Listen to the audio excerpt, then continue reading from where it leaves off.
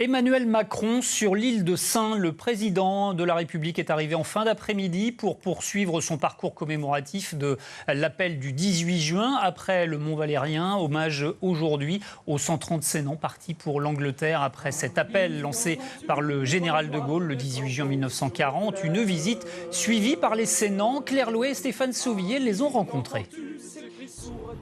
Le président Emmanuel Macron est arrivé il y a à peine une heure. Il a été accueilli par le maire Didier Fouquet, héritier de l'esprit de la résistance. Son grand-père et son grand-oncle faisaient partie des 130 Sénans partis rejoindre le général de Gaulle à Londres. Ce séjour éclair face à la Pointe du Raz est destiné à commémorer l'engagement particulier des Iliens dès le 24 juin 1940, l'occasion d'exalter pour le président l'esprit français de la résistance contre l'esprit de défaite.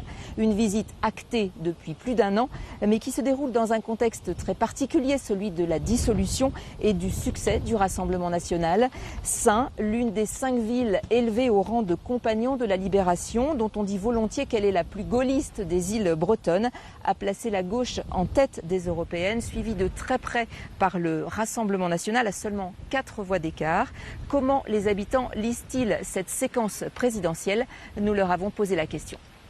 C'est la tradition ici. La tradition, le 18, on a toujours fêté ça dignement, avec le recueillement qui va bien.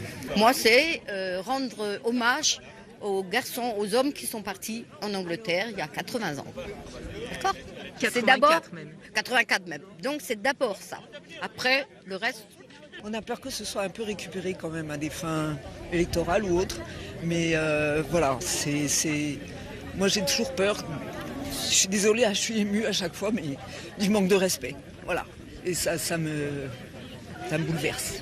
La cérémonie s'est déroulée sous le soleil devant le monument dédié aux forces françaises libres, un monument en granit sur lequel est inscrit en breton « Kentor Mervel », plutôt mourir.